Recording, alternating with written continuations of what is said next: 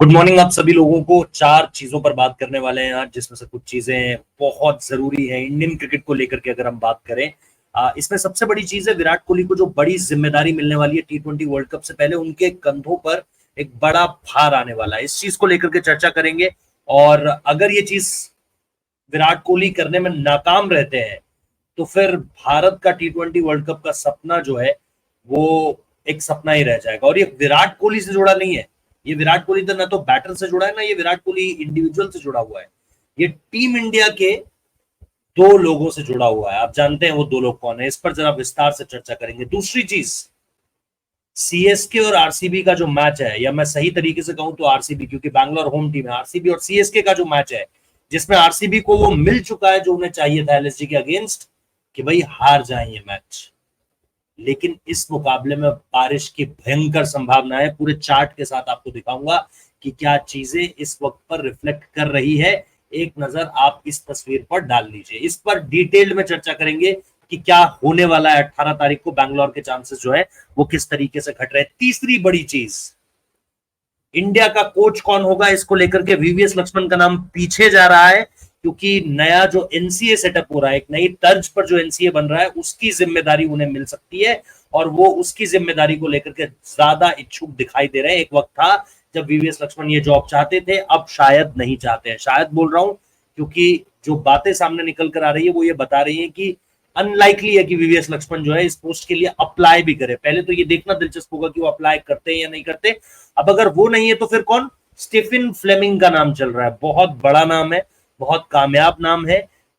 CSK के साथ, इसके अलावा बीबीएल में मेलबर्न स्टार्स के साथ, फिर द 100 के साथ, फिर चेन्नई सुपर किंग्स की जो सिस्टर फ्रेंचाइजीज है, चाहे आप जो एमएलएस होता है उसको अगर आप देखो, चाहे आप जोबर्ग सुपर किंग्स को देखो, वहां पर हर जगह पर आप इन्हें मौजूद पाएंगे। तो इनको लेकर के इंडियन सीनियर प्लेयर्स में भी हामी है। बीसीसीआई इनसे अनऑफिशियल तौर पर बातचीत बना चुका है। स्टीफन फ्लेमिंग ने भी चेन्नई सुपर किंग्स से जाने की बातें जो है वो कहनी शुरू करी है आंतरिक स्तर पर। इस पर डिटेल में बात करेंगे। And the fourth thing is, हम बात करने वाले हैं पाकिस्तान की सीरीज जीत पर, जिसने कम से come India point of view से, जहां आप बात करते हो कि 9 तारीख को ये मैच है, उसमें अब धीरे धीरे इंटरेस्ट आने लगेगा अगर पाकिस्तान की टीम इसी तरीके से खेलती है जिस तरह अगेन उन्होंने बीती रात खेला। लेकिन मैं अभी भी मानता हूं असली परीक्षा इंग्लैंड के अगेंस्ट होगी। क्या वो फेयरलेसनेस जो रिजवान ने दिखाई है, वो ये इस तरीके की चीजें आगे भी मिल सकती है देखने को, इस पर भी बात करेंगे। लेकिन शुरुआत करते हैं सबसे पहले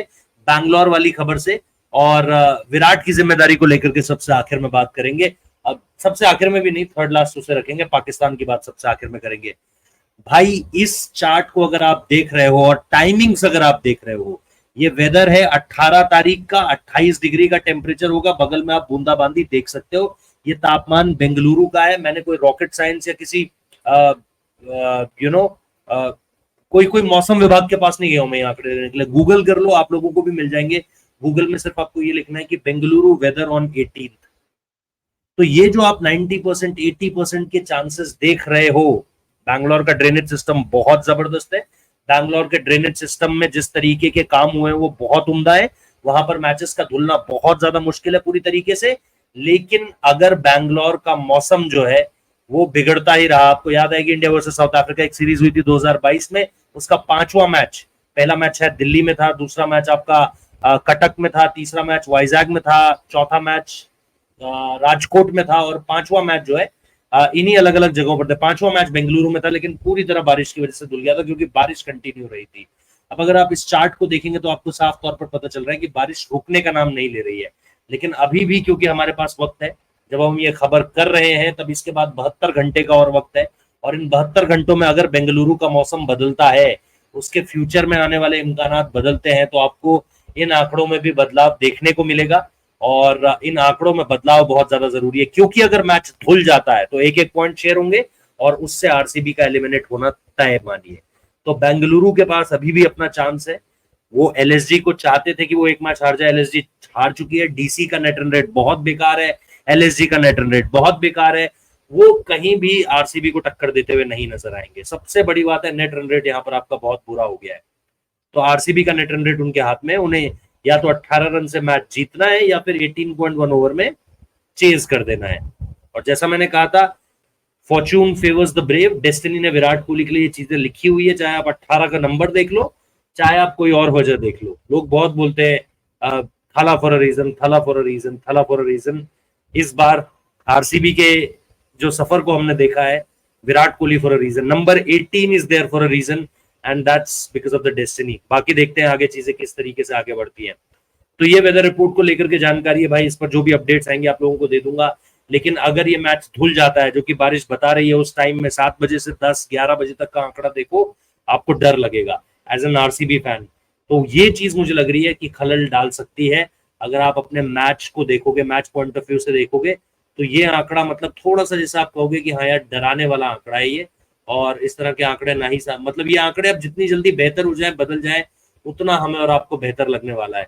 तो पहली चीज हुई ये जिसमें मैं आपको अपडेट देना चाहता था, जिसको लेकर के जाहिर सी बात है बहुत ज्यादा इंटरेस्ट भी मैं देख रहा हूँ लोगों में था, पूछ भी रहे थे इस चीज को लेकर के, क्योंकि इस मामले पर जो है वो खबरें आनी धीरे धीरे शुरू हो गई थी। लेकिन मुझे लगा चार्ट के साथ मैं आपको पूरी तरीके से दिखा देता हूँ कि इस वक्त पर जो आंकड़े हैं बेंगलुरु के, वो कह क्या रहे हैं। अब दूसरी सबसे बड़ी चीज, जैसा मैं कह रहा था, स्टीफन फ्लेमिंग का अगर आप करियर ग्राफ देखोगे, और स्टीफन फ्लेमिंग के साथ साथ रिकी पॉन्टिंग के नाम की भी चर्चा है। तो रिकी पॉन्टिंग आएंगे नहीं आएंगे, वो सौरव गांगुली से क्या कम्युनिकेट करेंगे, जो डायरेक्टर है पूरे क्रिकेट ऑपरेशंस के सौरव गांगुली वहां पर, या वो पार्थ जिंदल से क्या कम्युनिकेट करेंगे, वो ओनर एक फ्रेंचाइजी से वो क्या कम्युनिकेट करेंगे, इस चीज को देखना अभी बाकी है। बट एक रिकी पॉन्टिंग के नाम की चर्चा भी चल रही है। तो क्योंकि इंडिया लेवल पे आपके पास वो लोग हैं जो आपको कोचिंग करना चाहते हैं रियली, और जो लोग कोचिंग आपको करना चाहते हैं, क्या उनका स्टैंडर्ड उस लेवल पे है जिस स्टैंडर्ड पर आपको इस समय पर इंडियन टीम में कोई कोच चाहिए? ऐसे बहुत कम नाम आप गिन पाओगे, और जो बहुत क्लास के नाम है उनको शायद आप अफोर्ड नहीं कर पाओगे उस तरीके से। मतलब पैसा तो आपके पास है, पर क्या आप उस पोस्ट के लिए उतना पैसा लगाना चाहते हो? सबसे बड़ी बात ये है। ये स्टीफन फ्लेमिंग को लेकर के इस वक्त पर सबसे ज्यादा चर्चा है कि इनको अनऑफिशियल तौर पर बीसीसीआई ने इनसे बात भी की है, इनको लेकर के कहीं कोई दिक्कत नहीं है, ना टीम मैनेजमेंट में, ना बीसीसीआई में, ना प्लेयर्स में। हर कोई चाहता है कि ऐसा जो sound technical man manager communication खिलाड़ियों को बैक करने वाला इस तरह का शख्स जो है वो टीम से जुड़ना चाहिए। और उनका रिपोर्ट कार्ड मैंने आपके सामने रखा हुआ है, अलग अलग जगहों पर अलग अलग तरीके से, जिस तरीके से शख्स ने परफॉर्म किया हुआ है। मेलबर्न स्टार्स का आप एग्जाम्पल देख सकते हैं, और ये वेंकट कृष्णा पी की रिपोर्ट है इंडियन एक्सप्रेस से, अगर आप देखोगे उसका ये हिस्सा मैं इस्तेमाल कर रहा हूँ। सुपर किंग्स के लिए अगर आप देखोगे, जो हमने सिस्टर फ्रेंचाइजीज कही थी, ऐसे T20 and Texas super king, और जो आप एमएलसी में देखते हो, मैंने एमएलएस बोला था शायद पहले, एमएलसी में जो आप देखते हो, इसके अलावा जोबर्ग सुपर किंग्स है, he is also the head coach of Southern Brave in the 100। तो 100 में भी है वो। The former Kiwi captain is likely to be a busy man in the July. हाँ, एमएलसी और दी 100 एक साथ होंगे तो साइमल्टेनियसली उनके लिए बड़ी दिक्कत हो जाएगी, लेकिन अपॉर्चुनिटीज काफी है, प्रूवन है एक कोच के तौर पर, मैन मैनेजर बहुत अच्छे हैं, कभी भी आप किसी तरह की कोई नेगेटिव चीज उनसे निकलती हुई नहीं देखते। तो आई थिंक ये कुछ बहुत ज्यादा इंपॉर्टेंट चीजें हैं जो की रूल्स एंड रिस्पॉन्सिबिलिटीज में है बीसीसीआई के, और ये शख्स उस पर खरा उतरता है। इसी वजह से हैरत नहीं होनी चाहिए अगर स्टीफन फ्लेमिंग का नाम जो है वो आपको सबसे ऊपर आता हुआ नजर आता है इस पूरी की पूरी चर्चा में। हो सकता है कि आने वाले कुछ दिनों में आपको पेपर डालते दिख जाए, फिर इंटरव्यू, और उसके बाद आपकी क्रिकेट एडवाइजरी कमेटी जो है वो तय कर देगी कि ये शख्स जो है वो आपकी टीम को कोच करने के लिए पूरी तरह तैयार है। जहां पर जतिन ब्रांच में अशोक मल्होत्रा है और सुलक्षणा मैम है। तो ये 3 लोग हैं जो आपकी क्रिकेट एडवाइजरी कमेटी को लीड के पैनल है, और यही डिसाइड करेंगे कि आपका नेक्स्ट कोच जो है वो कौन होगा। बीसीसीआई ने इस चीज को लेकर के पहले ही नजरअंदाज इस बात को कर दिया, मतलब खारिज कर दिया एक तरीके से इस बात को, कि हम मल्टीपल फॉर्मेट्स के हिसाब से मल्टीपल कोचेस नहीं रखने वाले हैं। तो ये चीज उसमें एक सीधे तौर पर क्लैरिटी को लेकर आता है। अब जो मैंने कहा सबसे बड़ी बात, अगर आप देखो कि भाई वो खबर जिसने ऑब्वियसली आईपीएल के हिस्सों में तो बवाल मचा के ही रखा, लेकिन अब इंडियन क्रिकेट को वो चीज सता रही है कि अगर हार्दिक पांड्या और रोहित शर्मा इसी तरह की टेंशन के साथ गए तो फिर आप किस तरीके से आगे बढ़ोगे। मुझे नहीं लग रहा है कि राहुल द्रविड़ भी इसमें उस तरीके से इंटरफेयर कर पाएंगे। और मैं आज कुछ लोगों से बात कर रहा था, क्योंकि आज कई जगह पर जाना हुआ, मैं लखनऊ की टीम में भी गया, वहां पर कुछ हिस्से डालूंगा, रवि बिश्नोई से मिला, उन्होंने भी बोला है चैनल सब्सक्राइब करना, तो प्लीज सब्सक्राइब कर देना, वीडियो डाला हुआ है मैंने अपनी इंस्टाग्राम आईडी पर। और जो जो चीजें हुई वहां पर, उस पूरे के पूरे सेटअप को निपटाने के बाद कहीं बाहर गया, कुछ लोगों से मिला, और उन्होंने जिस तरह की बातें बताई कि विराट भाई का रोल इसमें बहुत इंपॉर्टेंट हो जाता है। क्योंकि विराट कोहली एक ऐसा शख्स है जो रोहित शर्मा को भी उसी अथॉरिटी के साथ बोल सकता है और हार्दिक पांड्या को तो उस अथॉरिटी के साथ बिल्कुल बोल सकता है कि भाई चीजें बदलने का वक्त आ गया है। अब आप उस तरीके से नहीं चल सकते जिस तरीके से आईपीएल में चल रहे थे। IPL is very much for your state, for your franchise, this is India, this is serious stuff. और हम 10 साल से कुछ जीते नहीं है, तो जब हम एक साथ जाकर 10 साल से कुछ नहीं जीत रहे थे, तो आप इस टूट फूट के बीच, इतनी कंट्रोवर्सी के बीच, इतनी नेगेटिविटी के बीच क्या आप कुछ कर पाओगे? शायद नहीं कर पाओगे। एंड अगर इसमें कोई सही मायने में मैं कह रहा हूं, राहुल द्रविड़ भी इसमें उस तरीके से बीच बचाव नहीं कर पाएंगे क्योंकि विराट कोहली वो पर्सनालिटी लेकर चलते हैं, वो लीडर है, वो कैप्टन ना हो लेकिन वो लीडर है।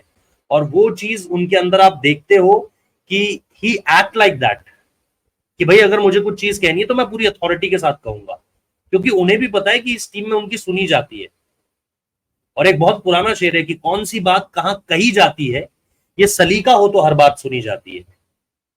तो ये चीज कहीं ना कहीं आपको देखनी पड़ेगी। एंड आई थिंक ये जब मैंने उन लोगों से बात करी, मैंने कहा क्या टीम में कोई और नहीं कर सकता ये? मैंने कहा टीम में राहुल द्रविड़ नहीं कर सकते ये? राहुल द्रविड़ कर सकते हैं उन लोगों ने मुझे बोला, लेकिन उन्होंने ये भी कहा कि उस अथॉरिटी के साथ राहुल द्रविड़ नहीं कर सकते हैं जिस अथॉरिटी से विराट कोहली कर सकते हैं। क्योंकि विराट कोहली इन खिलाड़ियों को 10-15 साल से जानते हैं। विराट कोहली रोहित शर्मा को पिछले 15-16 साल से जानते हैं। विराट कोहली हार्दिक पांड्या को पिछले 7-8-10 साल से जानते हैं ऑलमोस्ट। तो 10 नहीं तो 8 साल से जानते हैं। राहुल द्रविड़ की वो रेपो अभी नहीं है, वो एक रिस्पेक्ट वाला फैक्टर ज्यादा है, तो आप एक तरीके से बात रख सकते हो। Virat can say in any manner he can, वो थोड़ा सा हड़का भी सकते हैं। I don't think Rahul Dravid ऐसा कर पाएंगे नहीं, क्योंकि उनका वो नेचर नहीं है। विराट कोहली को अगर स्ट्रिक्ट टोन में बोलना पड़ेगा तो वो बोल भी सकते हैं, और ये दोनों को सुनना पड़ेगा, बिकॉज इट्स अबाउट इंडिया भाई। आप इस तरह की चीजें लेकर वर्ल्ड कप नहीं जा सकते, आपका वर्ल्ड कप बिगड़ जाएगा। तो ये जो बातें मुझे पता चली, मुझे लगा मुझे आप लोगों के साथ शेयर करनी चाहिए, इसलिए मैंने आप लोगों के साथ शेयर किया। बाकी आप लोग इस पर अपना पॉइंट ऑफ व्यू जरूर बताएगा। फाइनली पाकिस्तान जिस तरीके से खेल रहा है, अच्छी क्रिकेट खेलनी शुरू करी है पहली हार के बाद, कुछ पॉजिटिव अप्रोच दिखी है। रिजवान ने आज बॉल 1 से मारना शुरू करा। बाबर की कप्तानी में थोड़े से ग्लिचेस थे शुरुआत में, कि आप मोहम्मद आमिर और शाहिन शाह अफरीदी के साथ ही शुरुआत में तो कम से कम कंटिन्यू रखो। एक ओवर दिया, फिर चीजों को तोड़ दिया। भाई शुरुआत में आपके लिए अगर आपके पास 2 बॉलर्स बेहतर कर रहे हैं तो उनके साथ कंटिन्यू करो, rather than breaking down the momentum. और वो मोमेंटम बाबर आजम आसानी से तोड़ते हुए नजर आए। तो वो चीज मुझे लगता है कि थोड़ा सा प्रॉब्लम क्रिएट कर रही है हिम एज अ लीडर। मैंने पहले मैच के बाद कहा था बाबर आजम को नंबर 3 खिलाओ। बाबर आजम नंबर 1 का खिलाड़ी नहीं है, ये 3-4 वाली पोजीशन पर आपको बेटर कर दे देगा, वो गैप भरने की कोशिश करेगा। साइम अयूब को मैंने बोला था कि इस पर ट्रस्ट करना पड़ेगा, कंसिस्टेंसी देने में वक्त लगाएगा, क्योंकि रिस्क फैक्टर ज्यादा है उसके गेम में। तो ये चीज एक हमें और देखनी पड़ेगी। इसके अलावा जिस तरीके से गेंदबाज, और मेरे को बार बार एक बात समझ में नहीं आती, लोग हसन अली को बड़ा क्रिटिसाइज करते हैं कि यार पिटता रहता है, मार खाता है, आज भी मार खाई, लेकिन दोस्तियों की वजह से, पॉलिटिक्स की वजह से जो है टीम में है। मैं कह रहा हूं तुम मोहम्मद आमिर को देखो यार, उसकी क्या परफॉर्मेंस है पिछले कुछ समय में, उसकी क्या परफॉर्मेंस है अभी हाल के समय में। उसकी भी खराब परफॉर्मेंस है, लेकिन उसको लेकर के आवाजें नहीं उठती भाई। लेकिन हाँ, ये हसन अली को लेकर के आवाजें उठाने में कोई देरी नहीं करता है। तो ये हिपोक्रेसी बंद करो भाई, ये दोहरा व्यवहार बंद करो, ये डबल स्टैंडर्ड जो है वो बंद करो। अगर तुम्हारा सवाल हसन अली के लिए है, जिसका पीएसएल परफॉर्मेंस अच्छा रहा, जिसका हाल के समय में परफॉर्मेंस आमिर से तो लाख गुना अच्छा रहा है, मतलब लाख ज्यादा बोल दिया, लेकिन बेहतर रहा है आमिर से, तो वो डबल स्टैंडर्ड्स, जब तुम हसन अली को क्रिटिसाइज कर सकते हो तो तुम फिर आमिर को क्यों नहीं क्रिटिसाइज करते? आमिर ने ऐसा क्या किया है जो हसन अली ने नहीं किया? तो मेरे हिसाब से ये चीज में थोड़ा सा पाकिस्तान के लोगों को खासतौर पर मैं कह रहा हूं, जो हसन अली को तुरंत जो है बखियां उधेड़नी शुरू कर देते हैं और मोहम्मद आमिर को लेकर सोच समझ के बात करते हैं। Shaheen Shah Afridi back amongst the wickets, अच्छी चीज है पाकिस्तान के लिए, लेकिन देखो लिटमस टेस्ट आपका वर्सेस इंग्लैंड होगा, क्योंकि यहां से सब लोग जा चुके हैं। Phil Salt, Jos Buttler, Jonny Bairstow सब निकल रहे हैं, लूक वुड, सब, मतलब एक से बढ़कर एक जो आपके खिलाड़ी हैं वो आपके निकलते हुए, आपको जाते हुए दिखाई दे रहे हैं। तो सबसे बड़ी बात यह है कि जब आप इंग्लैंड के अगेंस्ट इस तरह की अप्रोच से खेलोगे, आजम खान जिस तरीके से फिनिश कर रहा है, मोहम्मद रिजवान ने शुरुआती गेंद से ही मारना शुरू कर दिया, बाबर आजम छक्के मार रहा है 3-3, 4-4 है। इसके अलावा शुरुआत में आज बाबर ने वक्त लिया, लो भाई वक्त लो, आप अगर आप इस तरीके से खेल सकते हो तो आप वक्त लो, लेकिन इस तरीके से खेलना पड़ेगा। मैं कह रहा हूं 10 में से 6 पारियां भी ऐसी आती है ना, और 4 में आप फेल हो जाते हो, ये पाकिस्तान की आवाम आपको एक्सेप्ट कर लेगी, बट उस तरह से आपको एक्सेप्ट कर पाना थोड़ा मुश्किल होता है भाई 120-130 के स्ट्राइक रेट से। तो मुझे लगता है कि ये ध्यान में रखना चाहिए पाकिस्तान को। आने वाले समय में उनका टेस्ट बढ़ने वाला है, प्लेयर्स की फिटनेस भी अब आपको देखनी है। 21 तारीख के बाद आपको अपना वर्ल्ड कप स्क्वाड भी अनाउंस करना है, जो इससे बहुत ज्यादा अलग होगा नहीं, लेकिन कम से कम आयरलैंड से पहली बुरी हार हारने के बाद पाकिस्तान ने कमबैक अच्छा किया है, लेकिन इस कमबैक पर सही मायनों में मोहर तब लगेगी जब आप इंग्लैंड के अगेंस्ट इस तरह का खेलोगे। मैं कह रहा पाकिस्तान हार भी जाए, लेकिन अगर इस तरीके का खेलकर हारती है ना तो उन्हें मोटिवेशन मिलेगा और उस मोटिवेशन के साथ फिर वो वर्ल्ड कप जा पाएंगे। तो दैट्स इट, यही मेरा एनालिसिस था। ये मेरे पास 4 चीजें थी जिनको लेकर के मैं बात करना चाहता था। बीती वीडियो को आपने बहुत प्यार दिया, उसके लिए बहुत बहुत शुक्रिया, thank you so much. Video पसंद आया है, इस तरह के शोज आप और देखना चाहते हैं कि मैं लगातार 3-4 मसलों पर बात करूं, तो मुझे जरूर बताइएगा कमेंट बॉक्स में। आप इन सारे मसलों पर क्या सोचते हैं? आरसीबी के चांसेस के बारे में क्या सोचते हैं? नए कोच के बारे में क्या सोचते हैं? विराट कोहली को मिली जिम्मेदारी के बारे में क्या सोचते हैं? और इसके साथ साथ पाकिस्तान क्रिकेट के बारे में क्या सोचते हैं? कमेंट बॉक्स में बता सकते हैं। मैं आपसे लगातार मिलता रहूंगा। Thank you so much for watching this video. Subscribe कर जाना, लाइक कर जाना, नोटिफिकेशन बेल बजा लो ताकि आपको पता चल जाए हम कब लाइव आते हैं और कब वीडियोस करते हैं। और इसके साथ साथ शेयर जरूर करना है अपने दोस्तों के साथ। हैव अ ग्रेट डे, बहुत शुभ हो आप लोगों का दिन और अच्छा जाए। थैंक यू सो मच, और बस इसी तरीके से प्यार देते रहो यार। Thank you so much. We are very close to 20,000। 20,000 hit करवा दो आज।